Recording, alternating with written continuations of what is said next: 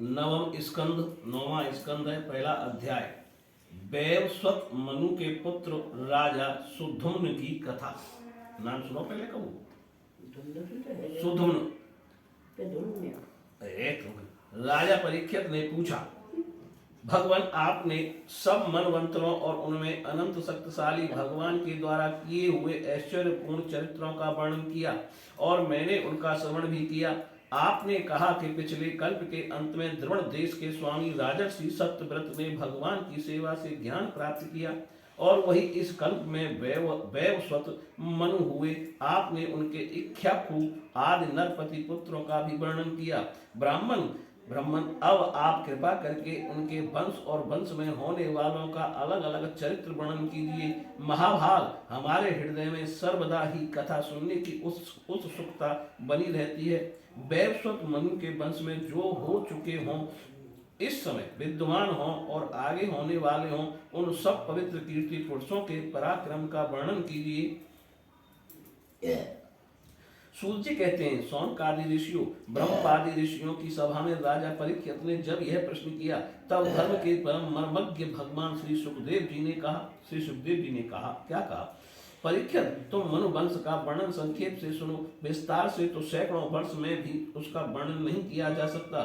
जो परम पुरुष परमात्मा छोटे बड़े सभी प्राणियों के आत्मा है, प्रलय के समय केवल वही थे। यह विश्व तथा और कुछ भी नहीं था।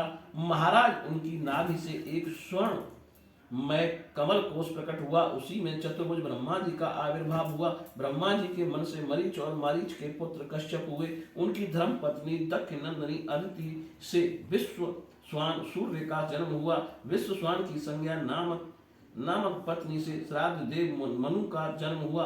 परीक्षित, परम मनुष्य राजा श्राद्ध देव ने अपनी पत्नी श्रद्धा के गर्भ से 10 पुत्र उत्पन्न किए। उनके नाम थे इक्ष्वाकु, नृल, सर्वयाति, दृष्ट, धृष्ट, करुषु, नरयसंत, प्रसंथ, नभग और कवि। वैवस्वत मनु पहले संतानहीन थे। उस समय सर्वसमर्थ भगवान वशिष्ठ ने उन्हें संतान प्राप्ति कराने के लिए मित्रा वरुण का यज्ञ कराया।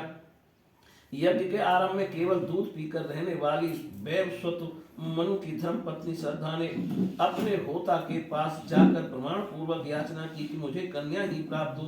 तब अर्धवर्यु की प्रेरणा से होता बने हुए ब्राह्मण ने श्रद्धा के कथन का स्मरण करके एकाग्र से वष्टकार का उच्चारण करते हुए यज्ञ कुंड में आहुति दी। जब होता ने इस प्रकार विपरीत कर्म किया, तब यज्ञ के फलस्वरूप पुत्र के स्थान पर इला नाम की कन्या हुई। उसे देखकर श्राद्ध देव मनु का मन कुछ विशेष प्रसन्न नहीं हुआ। उन्होंने अपने गुरु वशिष्ठ जी से कहा, भगवान, आप लोग तो ब्रह्मवादी हैं, आपका कर्म इस प्रकार विपरीत फल देने वाला कैसे हो गया? अरे, ये तो बड़े दुख की बात है। वैदिक कर्म का ऐसा विपरीत फल तो कभी नहीं होना चाहिए।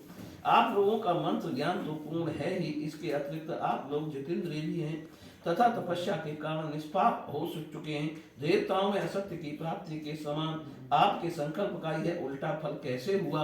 परीक्षित, हमारे वृद्ध पिता में भगवान वशिष्ठ ने उनकी यह बात सुनकर जान लिया कि होता ने विपरीत संकल्प किया है। इसलिए उन्होंने वैवस्वत मनु से कहा, राजन, तुम्हारे होता के विपरीत संकल्प से ही हमारा संकल्प ठीक पूरा नहीं हुआ।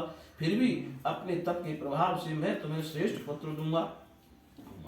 परीक्षित, परम यशस्वी भगवान वशिष्ठ ने ऐसा निश्चय करके उस इला नाम की कन्या को ही पुरुष बना देने के लिए पुरुषोत्तम भगवान नारायण की स्तुति की। सर्वशक्तिमान भगवान श्री हरि ने संतुष्ट होकर उन्हें मुंह मांगा वर दिया, जिसके प्रभाव से वह कन्या ही सुधुम्न नामक श्रेष्ठ पुत्र बन गई। महाराज, एक बार राजा सुधुम्न शिकार खेलने के लिए सिंधु देश के घोड़े पर सवार होकर कुछ मंत्रियों के साथ वन में गए। वीर सुधुम्न कवच पहनकर और हाथ में सुंदर धनुष एवं अत्यंत अद्भुत बाण लेकर हरिणों का पीछा करते हुए उत्तर दिशा में बहुत आगे बढ़ गए। अंत में सुधुम्न मेरु पर्वत की तलहटी के एक वन में चले गए। उस वन में भगवान शंकर पार्वती के साथ विहार करते रहते हैं। उसमें प्रवेश करते ही वीर वर सुधुम्न ने देखा कि मैं स्त्री हो गया हूँ और घोड़ा घोड़ी हो गया है। परीक्षित, साथ ही उनके सब अनुचरों ने भी अपने को स्त्री रूप में देखा। वे सब एक दूसरे का मुंह देखने लगे। उनका चित्त बहुत उदास हो गया। राजा परीक्षित ने पूछा, भगवान, उस भूखंड में ऐसा विचित्र गुण कैसे आ गया? किसने उसे ऐसा बना दिया? आप कृपा करके हमारे इस प्रश्न का उत्तर दीजिए, क्योंकि हमें बड़ा कौतूहल हो रहा है। श्री सुखदेव जी ने कहा, परीक्षित, एक दिन भगवान शंकर का दर्शन करने के लिए बड़े बड़े वस्त्रधारी ऋषि अपनी तेज से दिशाओं का अंधकार मिटाते हुए उस वन में गए। उस समय अंबिका देवी वस्त्रहीन थी। ऋषियों को सहसा आया देख वे अत्यंत लज्जित हो गईं। झटपट उन्होंने भगवान शंकर की गोद से उठकर वस्त्र धारण कर लिया। ऋषियों ने भी देखा कि भगवान गौरी शंकर इस समय विहार कर रहे हैं, इसलिए वहां से लौटकर वे भगवान नर नारायण के आश्रम पर चले गए।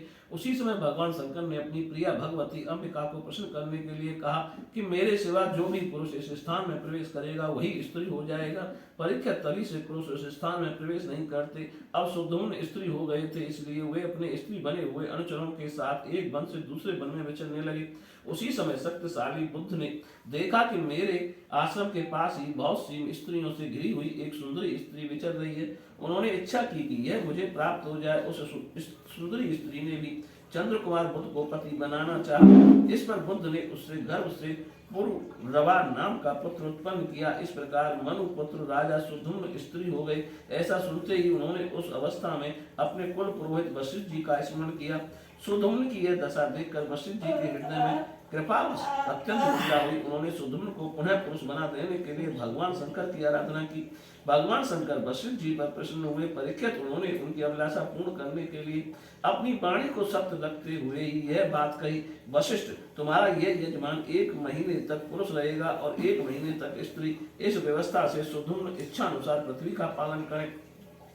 इस प्रकार वशिष्ठ जी के अनुग्रह से व्यवस्था पूर्वक अभिष्ट पुरुष तत्व लाभ करके सुधुम्न पृथ्वी का पालन करने लगे, परंतु प्रजा उनका अभिनंदन नहीं करती थी। उनके 3 पुत्र हुए, उत्कल, गय और विमल। परीक्षित, वे सब दक्षिणा पथ के राजा हुए। बहुत दिनों के बाद वृद्धावस्था आने पर प्रतिष्ठा नगरी के अधिपति सुधुम्न ने अपने पुत्र पुरुरवा को राज्य दे दिया और स्वयं तपस्या करने के लिए वन की यात्रा की। बोलिए श्री कृष्ण भगवान की जय।